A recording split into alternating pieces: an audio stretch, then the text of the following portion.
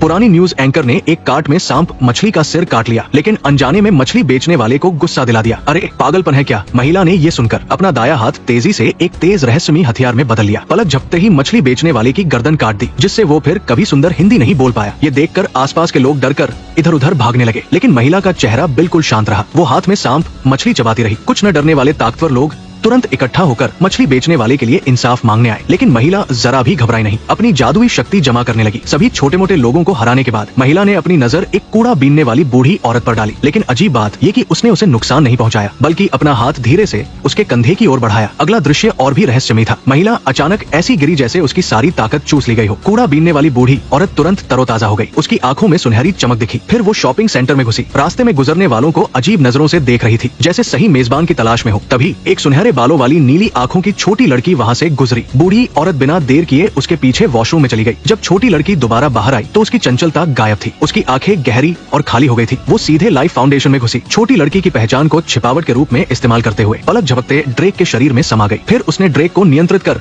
वैज्ञानिकों को rocket launch करने का आदेश दिया। बाहरी अंतरिक्ष के सभी सहजीवी जीवों को पृथ्वी पर लाने की तैयारी की, ताकि इस नीले ग्रह पर पूरी तरह कब्जा किया जा सके। लेकिन उल्टी गिनती शुरू होने के बाद प्रयोगशाला के कर्मचारियों को अपनी अंतरात्मा की आवाज सुनाई दी और वे लॉन्च रोकना चाहते थे, लेकिन ड्रेक में समाये दंगाई ने इसे पहले ही भांप लिया। उसने तुरंत उन्हें रोक लिया, फिर अपनी असली शक्ल दिखाकर ड्रेक को पूरी तरह ढक लिया और दायां हाथ 40 मीटर लंबी तलवार में बदल गया। बिना रहम के उसने आदमी को वही छेद दिया। बाकी लोग ये देखकर चीखते हुए इधर उधर भागे, लेकिन दंगाई उन्हें इतनी आसानी से जाने देता क्या। योजना को सफल बनाने के लिए ड्रेक ने अपने गुर्गों को आदेश दिया कि एडी को पकड़ लाओ। उसे मनाने की कोशिश की कि उसके अंदर का जहर उनके साथ मिलकर काम करे, लेकिन एडी ने पहले ही जहर को बाहर निकाल दिया था। अब वो सिर्फ एक बेकार डरपोक था, ये सोचकर कि सहजीवी जीव मेजबान के बिना ऑक्सीजन वाले माहौल में जीवित नहीं रह सकता। दंगाई ने सोचा कि उसने एक मामूली गुर्गा खोया और अपने आदमियों को एडी को बाहर ले जाकर खत्म करने का आदेश दिया, लेकिन मौत के सामने एडी को जरा भी फर्क नहीं पड़ा। उसने जानबूझकर उनका ध्यान भटकाने की कोशिश की ताकि मौका पाकर हमला कर सके, लेकिन एक प्रशिक्षित पेशेवर हत्यारे के सामने एडी का बंदूक छीनने का प्रयास सिर्फ अपमानजनक था। तभी गंजे हत्यारे के पीछे के साथी एक एक कर गायब होने लगे। उसके ट्रिगर दबाने से पहले ही एक चमकदार आकृति अचानक प्रकट हुई और बड़े मुंह से उसका सिर निकल लिया। उफ, जहर अपनी पूर्व प्रेमिका के शरीर में समा गया था और सबसे पुराने तरीके से एडी को गले लगाया। शारीरिक संपर्क के जरिए फिर से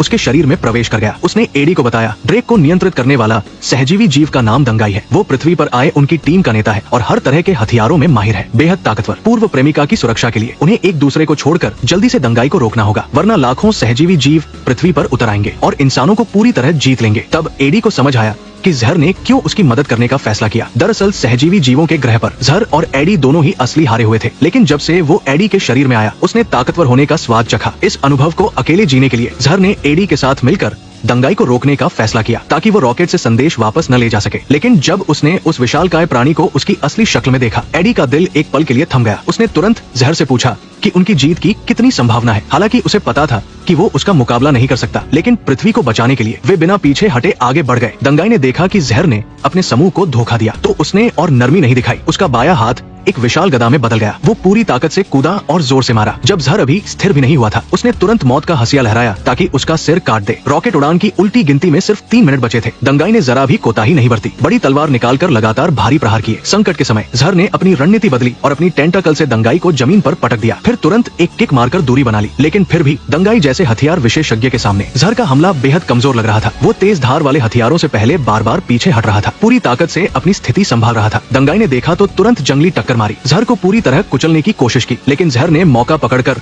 उसकी गर्दन को कसकर जकड़ लिया। सहजीवी जीवों के ग्रह का सबसे कमजोर प्राणी होने के नाते जहर स्पष्ट रूप से दंगाई के साथ लंबे समय तक टक्कर नहीं ले सकता था। कुछ ही पलों में वह प्रतिरोध करने की क्षमता खो बैठा और दंगाई ने उसे बेरमी से पीटा। अपनी नाराजगी निकालने के बाद दंगाई ने अपने पंजे बढ़ाए और जहर को एडी के शरीर से खींचकर बाहर निकाल लिया। जब उसका भाई दंगाई के पेट में समाने वाला था, एडी ने छलांग लगाकर फिर से जहर के साथ एक हो गया। हवा में एक दूसरे से उलझते हुए जीवन मृत्यु की लड़ाई शुरू हो गई। हालांकि एडी और जहर ने पूरी ताकत लगा दी, वे फिर भी उसका मुकाबला नहीं कर सके। दंगाई ने उन्हें जबरदस्ती अवशोषित कर अपने शरीर में कैद कर लिया, लेकिन जब दंगाई रॉकेट पर चढ़कर पृथ्वी छोड़ने की तैयारी कर रहा था, अचानक आसपास से कान फोड़ने वाली आवाज आई, जिसने तुरंत सभी को अलग कर दिया। और बचाव में आई थी छोटी जो, एडी की पूर्व प्रेमिका। जैसे ही दोनों सहजीवी जीव अलग हुए, जमीन पर गिरने के बाद एडी और ड्रेक फिर से आपस में भिड़ गए, लेकिन ड्रेक की हाथापाई एडी से कहीं कम थी। कुछ ही पलों में एडी ने उसे बार बार लात मारकर नीचे गिरा दिया, लेकिन जब एडी रॉकेट लॉन्च लॉन्च डिवाइस बंद करने जा रहा था। एक तेज धार ने उसे वही छेद दिया। दरअसल नीचे गिरा ड्रेक पहले ही दंगाई के साथ एक हो चुका था। जब दंगाई रॉकेट पर चढ़कर कॉकपिट में घुस गया, एडी को अभी तक अपने सहजीवी जीव का इंतजार था। निराश होकर उसने अपने हाथ नीचे कर लिए। जैसे ही उल्टी गिनती धीरे धीरे शुरू हुई, सब कुछ तय लग रहा था। लेकिन संकट के समय जहर अचानक सेप्टिक टैंक से